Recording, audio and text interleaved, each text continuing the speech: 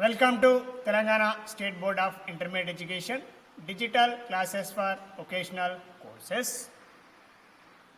I am M. Narasimha Reddy, MCOM Gold Medal in Taxation, CGL in Vocational Accounting and Taxation, Government Junior College, Sirpur Kagaz Nagar, District Komarambim, Asifabad. Learning objectives. First one is the important terms used in the Income Tax Act 1961, assessee, assessment year, previous year, person and permanent account number PAN. Second one is determination of first previous year for a newly set up business or profession or for a new source of income. Third one is permanent account number PAN according to the Income Tax Act 1961 under section 139A and rule 114. అభ్యసనం చేయవలసిన విషయాలు. ఒకటి, ఆదాయపు పన్ను చట్టం 1961ని అధ్యయనం చేయు సందర్భంలో చట్టంలో వాడబడిన కొన్ని ముఖ్యమైన పదజాలము యొక్క నిర్వచనములు మరియు వివరణ. అసెస్సీ పన్ను నిర్ధారణ సంవత్సరం, గత సంవత్సరం, వ్యక్తి మరియు శాశ్వత ఖాతా సంఖ్య.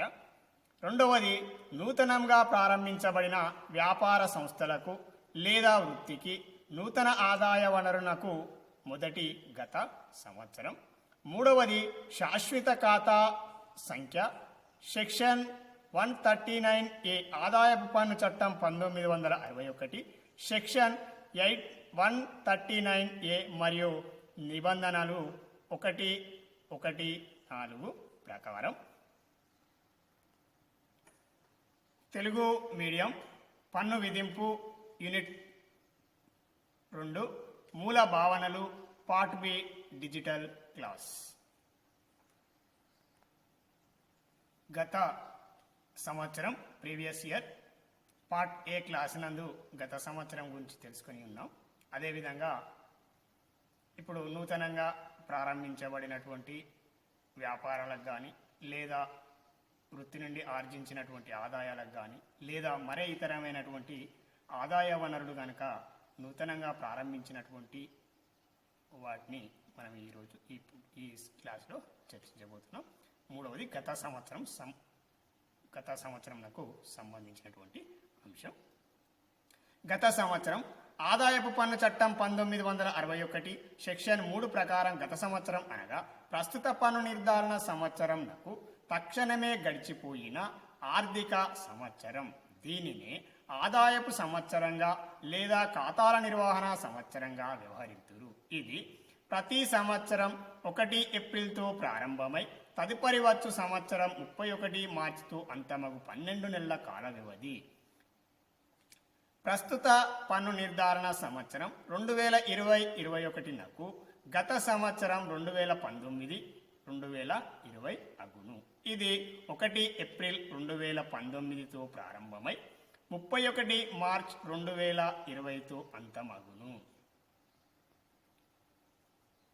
ప్రస్తుత పన్ను నిర్ధారణ సంవత్సరమునకు గత సంవత్సరంను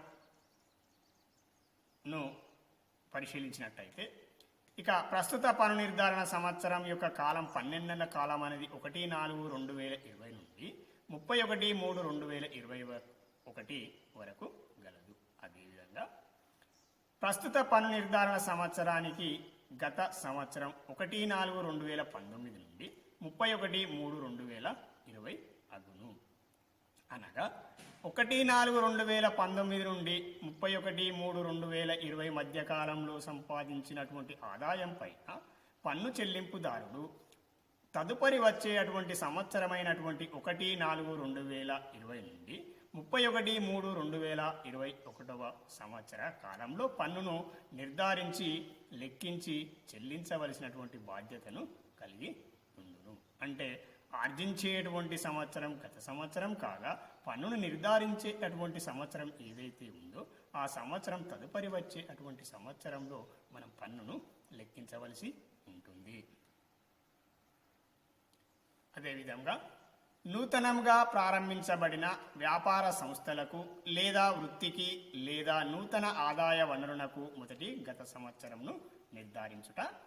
గత సంవత్సర కాలం నందు ఒక వ్యక్తి నూతనంగా ప్రారంభించబడిన వ్యాపార సంస్థలకు లేదా వృత్తికి లేదా నూతన ఆదాయ వనరునకు ప్రారంభపు తేదీ నుండి తదుపరి వచ్చే అటువంటి మార్చితో ముగింపు తేదీగా తీసుకునవలసి ఉంటుంది. అంటే గత సంవత్సరాన్ని నిర్ధారించే అటువంటి సందర్భంలో సంవత్సర మధ్యకాలంలో గనక లేదా సంవత్సర మధ్యకాలంలో గనక వ్యాపారాన్ని ప్రారంభించినట్టయితే లేదా వృత్తి నుండి ఆదాయాన్ని ఆర్జించినట్టయితే లేదా మరే ఇతర ఆదాయ వనరు కనుక ద్వారా గనక ఆదాయాన్ని పొంది ఉన్నట్టయితే అటువంటి ఆదాయానికి పన్ను నిర్ధారణ సంవత్సరాన్ని నిర్ధారించవలసినటువంటి అవసరం అనేది ఉంటుంది. ఉదాహరణకు XYZ ఒక వ్యాపార సంస్థను తేదీ 5/10/2019 నూతన వ్యాపారంను ప్రారంభించిన ఈ ఆదాయమునకు మాత్రమే ప్రథమ గత సంవత్సర కాలము 5/10/2019 నుండి 31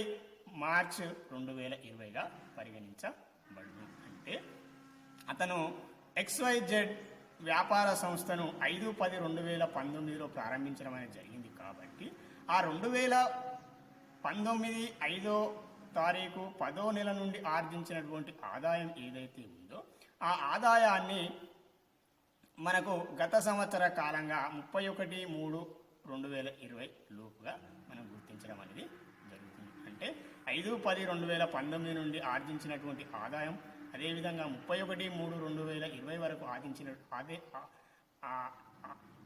సంపాదించినటువంటి ఆదాయం ఏదైతే ఉందో ఆ ఆదాయాన్ని మనం గత కాలంగా చెప్పడం అనేది జరుగుతుంది.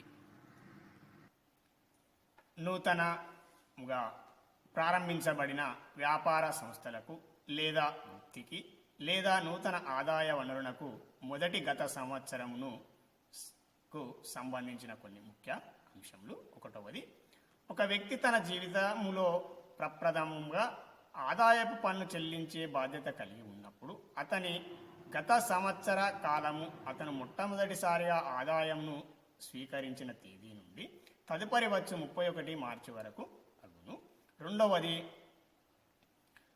రెండవ మరియు ఆ తదుపరి సంవత్సరములకు గత సంవత్సరం 1 ఏప్రిల్తో ప్రారంభమై తదుపరి వచ్చు 31 మార్చితో అంతమగు 12 నెలల కాలము అగును.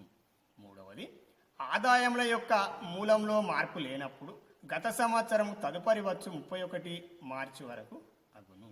అంటే నూతనంగా ప్రారంభించినటువంటి తేదీ నుండి స్వీకరించినటువంటి ఆదాయాలు లేదా సంపాదించినటువంటి ఆదాయాలు ఏవైతే ఉన్నాయో ఆ తేదీ నుండి తదుపరి వచ్చే అటువంటి సంవత్సరం మార్చి 31 వరకు మనము గతకాలంగా పరిగణించడం అనేది జరుగుతుంది. ఆ తదుపరి రెండవ సంవత్సరం ఏదైతే ఉందో రెండవ సంవత్సరంలో ఆర్జించినటువంటి ఆదాయం 1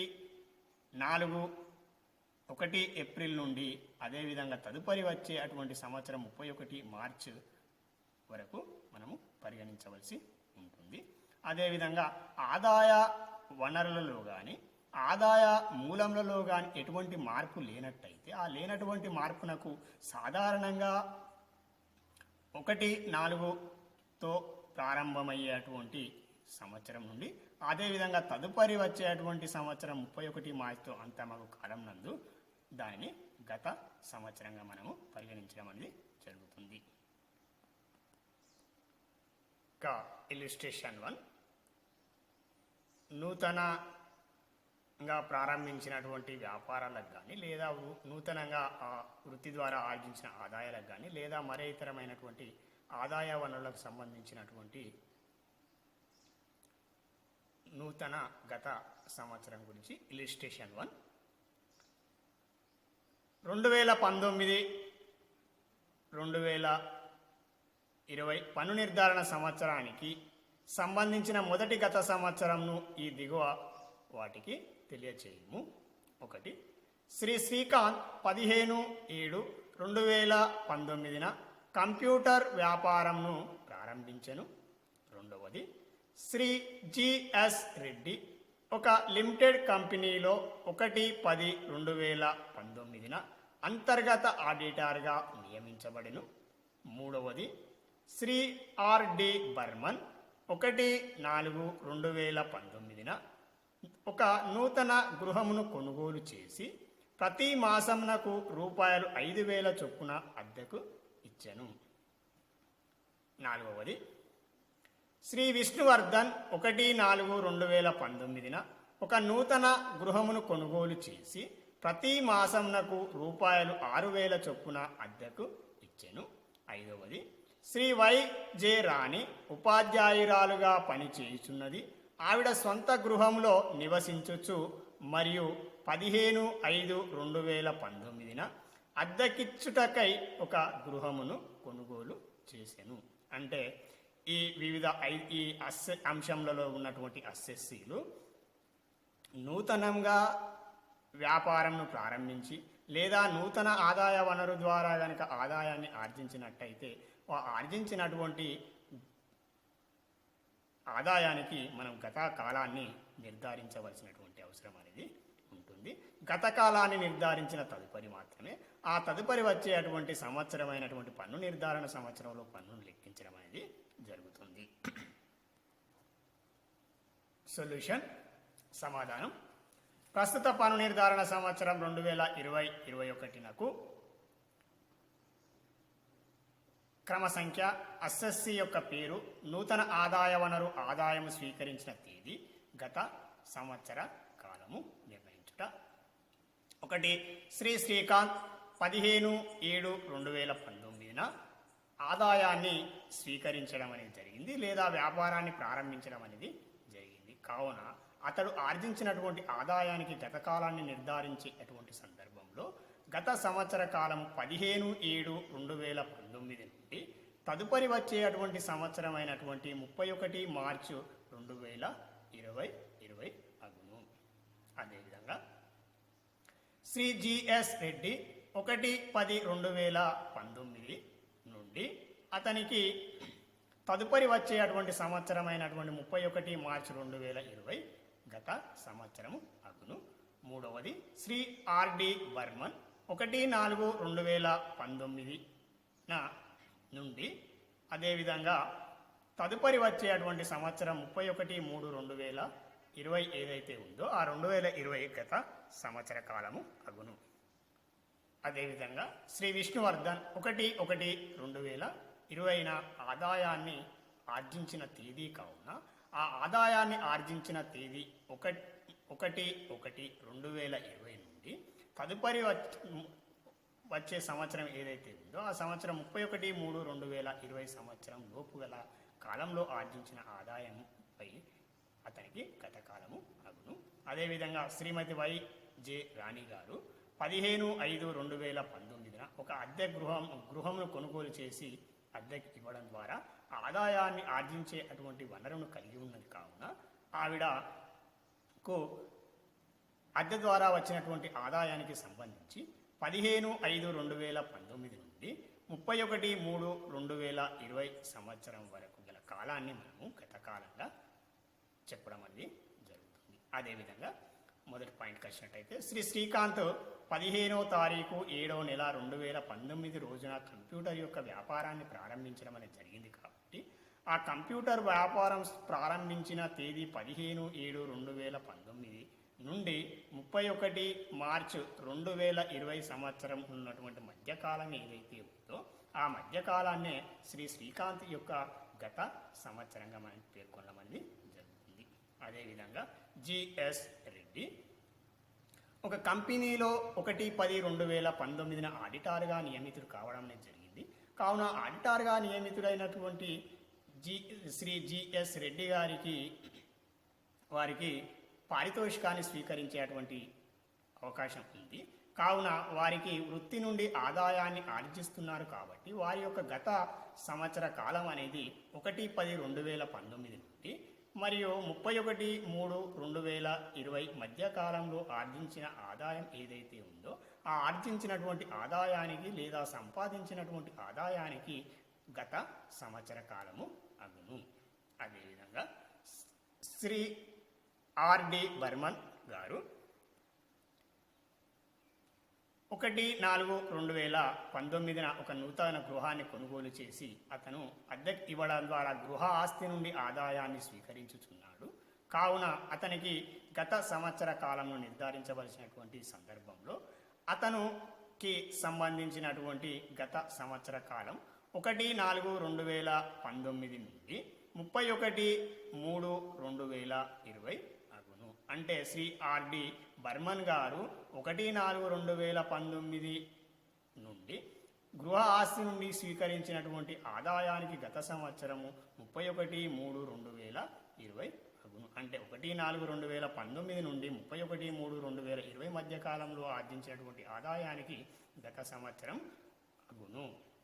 అదేవిధంగా శ్రీ విష్ణువర్ధన్ గారు 1/1/2020 సంవత్సరంలో ఒక గృహాన్ని కొనుగోలు చేయడం అనేది జరిగింది. కొనుగోలు చేస్తూ మరియు అద్దెకి ఇవ్వడం కూడా జరిగింది. ఆ అద్దెకి ఇచ్చినటువంటి గృహం ద్వారా ఆర్జించినటువంటి ఆదాయం ఏదైతే ఉందో ఆ ఆదాయాన్ని మనము గత సంవత్సరాన్ని నిర్ధారించేటువంటి సందర్భంలో 1/1/2020 నుండి 31/3/2020 అనేది అతనికి గత సంవత్సరంగా మనం పేర్కొనడం అనేది జరుగుతుంది. అదేవిధంగా శ్రీమతి వైజే రాణి గారు 15/5/2019 సంవత్సరంలో అద్దెకిచ్చుటకై ఒక గృహంను కొనుగోలు చేసి అద్దెకి ఇవ్వడం ద్వారా ఆదాయాన్ని ఆర్జిస్తున్నది గృహాస్తి నుండి. కావున ఆవిడ గారికి గత సంవత్సర కాలం 15/5/2019 నుండి 31/3/2020గా మనం చెప్పడం అనేది జరుగుతుంది.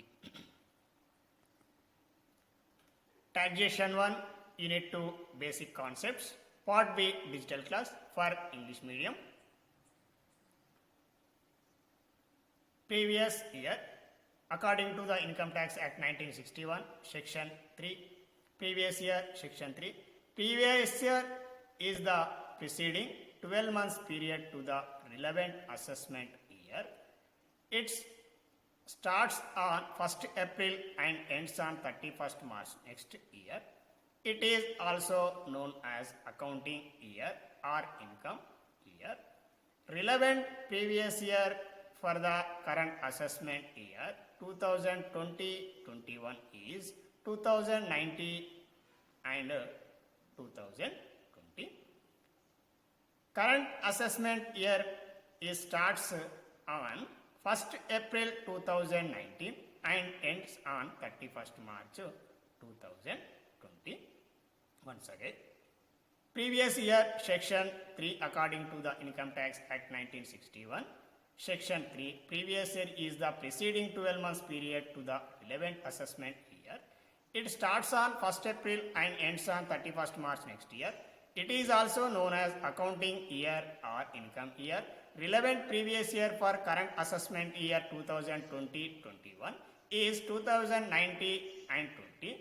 It starts on 1st April 2019 and ends on 31st March 2020.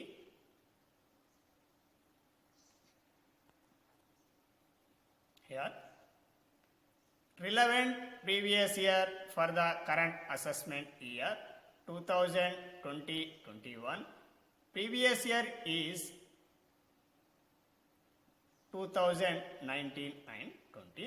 It starts from 1st April 2019 to 31st 3/2020. Here previous year period of 12 months from 1/4/2019 to 31st 3/2020 is the previous year for the current assessment year 2020 and 21. Determination of first previous year for a newly set up business or profession or for a new source of income. In the case of a newly started business or profession during the previous year or for a new source of income which came into existence during the previous year, the period of previous year will be from the date of commencement of the business or profession or from the date of new source of income came into existence to 31st March next. For example, if a new business is started on 5/10/2009, then the first previous year will be from 5/10/2019 to 31st March 2020. Important points to determination of first previous year for a newly set up business or profession or for a new source of income. First one, if a person has become first time liable to pay income tax in his lifetime, then his previous year will commence from the date of receiving first time his income and ends on 31st March next year. Second point, the second and subsequent previous years always commence on 1st April of the year and ends on 31st March next. Third point, if there is no change in the source or source of income, then the previous year for every person will commence from 1st April of an year and ends on 31st March next. Illustration 2. Determine the period of first previous year in relation to the assessment year 2012 and 13 in the following cases.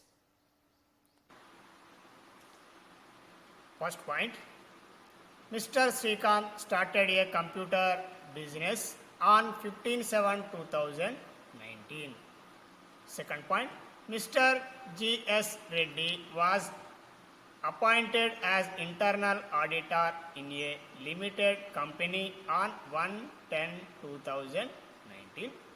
Third one is Sri R.D. Burman purchased a house on 1/4/2019 and let out on a monthly rent of rupees 5,000.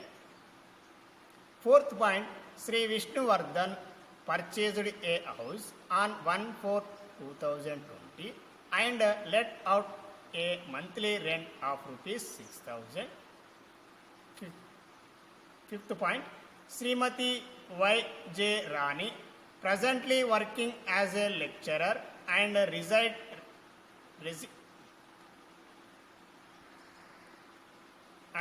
residing in her own house, she purchased another house on 15/5/2019 for letting out.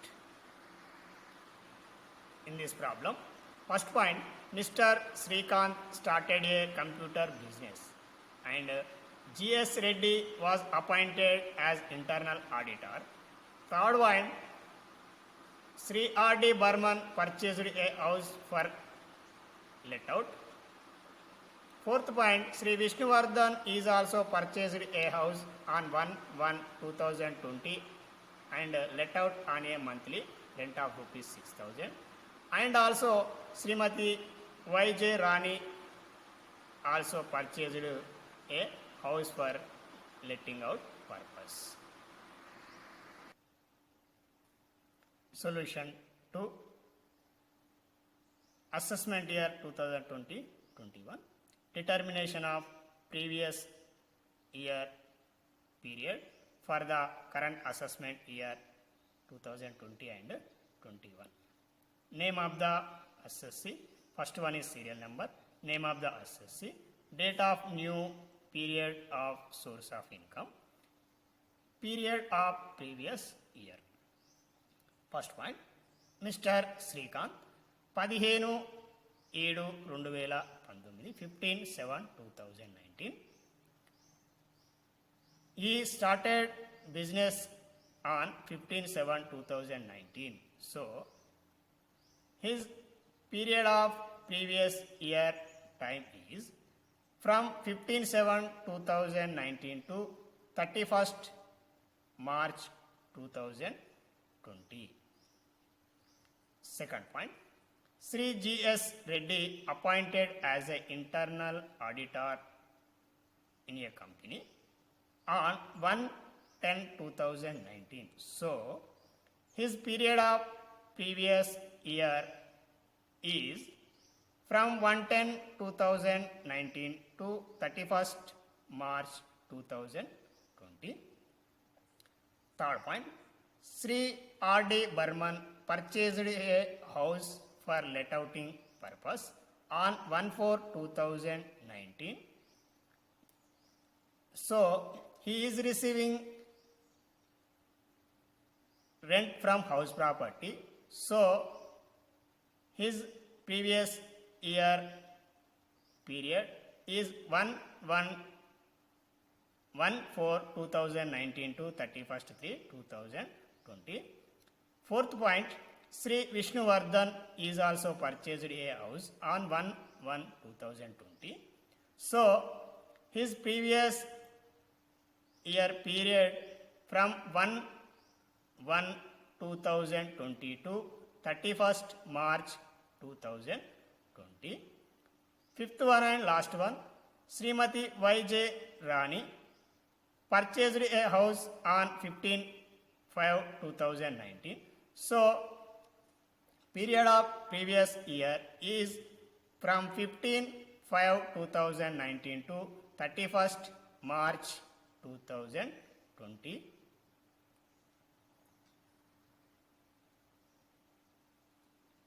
Here illustration 2 once again.